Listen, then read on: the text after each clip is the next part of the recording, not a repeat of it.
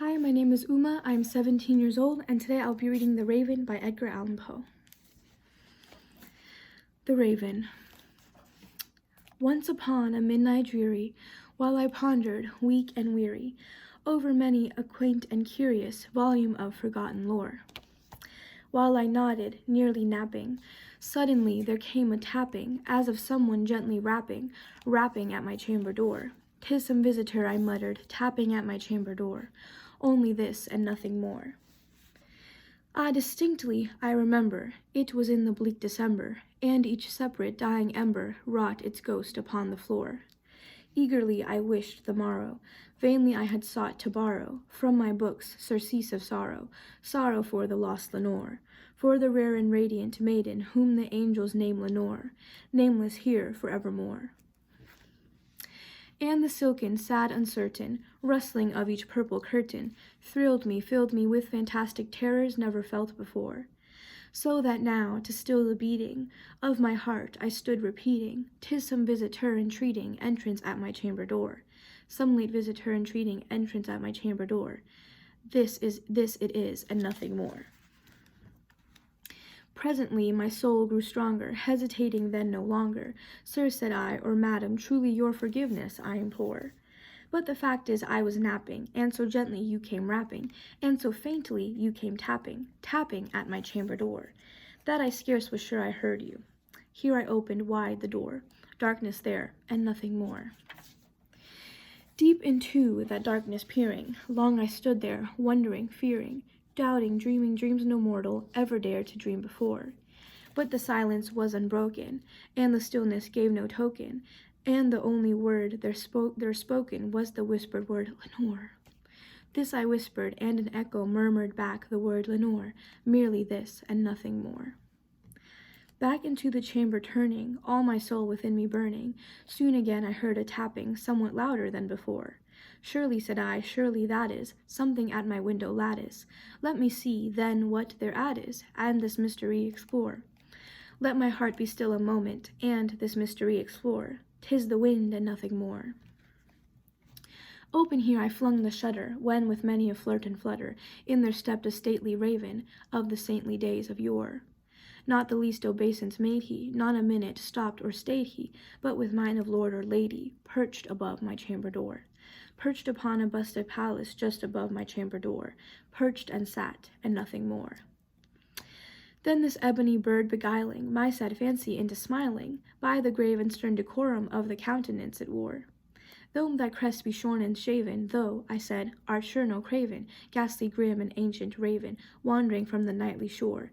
Tell me what thy lordly name is on the night's Plutonian shore." Quoth the raven, "Nevermore." Much I marveled this ungainly fowl to hear discourse so plainly, though its answer little meaning, little relevancy bore. For we cannot help agreeing that no living human being ever yet was blessed with seeing bird above his chamber door, bird or beast upon the sculptured bust above his chamber door, with such names as Nevermore.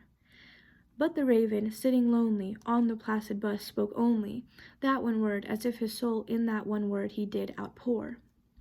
Nothing farther than he uttered, not a feather then he fluttered, till I scarcely more than muttered, "Other friends have flown before.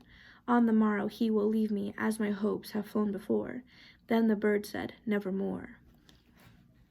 Startled at the stillness broken by reply so aptly spoken, "Doubtless," said I, "what it utters is its only stock and store, caught from some unhappy master, whom unmerciful disaster followed fast and followed faster, till his songs one burden bore, till the dirges of his hope that melancholy burden bore, of never, nevermore."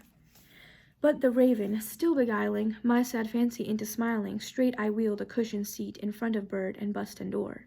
Then upon the velvet sinking, I betook myself to linking fancy unto fancy, thinking what this ominous bird of yore, what this grim, ungainly, ghastly, gaunt, and ominous bird of yore meant in croaking "Nevermore." This I sat engaged in guessing, but no syllable expressing to the fowl whose fiery eyes now burned into my bosom's core. This and more I sat divining, with my head at ease reclining on the cushion's velvet lining that the lamplight gloated o'er, but whose velvet velvet violet lining with the lamplight gloating o'er, she shall press on nevermore. Then, methought, the air grew denser, perfumed from an unseen censer, swung by seraphim whose footfalls tinkled on the tufted floor. Wretch, I cried, thy God hath lent thee, by these angels he hath sent thee, respite, and nepenthe from thy memories of Lenore. Quaff, O quaff this kind nepenthe, and forget this lost Lenore. Quoth the raven, nevermore. Prophet, said I, thing of evil, prophet still, if bird or devil, whether tempter sent or whether tempest tossed thee here ashore. Desolate, yet all undaunted, on this desert land enchanted, on this home by horror haunted, tell me truly, I implore, is there balm in Gilead? Tell me, I implore. Quoth the raven, nevermore. Prophet, said I, thing of evil, prophet still, if bird or devil, by that heaven that bends above us, by that God we both adore. Tell this soul with sorrow laden, if within the distant Aidenn it shall clasp a sainted maiden, whom the angels name Lenore. Clasp a rare and radiant maiden, whom the angels name Lenore. Quoth the raven, nevermore. Be that word our sign of parting, bird or fiend, I shrieked, upstarting. Get thee back into the tempest and the night's Plutonian shore. Leave no black plume as a token of that lie thy soul hath spoken. Leave my loneliness unbroken, quit the bust above my door. Take thy beak from out my heart, and take thy form from off my door. Quoth the raven, nevermore. And the raven, never flitting, still is sitting, on the pallid bust of Pallas, just above my chamber door. And his eyes have all the seeming of a demon's that is dreaming, and the lamplight o'er him streaming throws his shadow on the floor. And my soul from out that shadow that lies floating on the floor shall be lifted nevermore.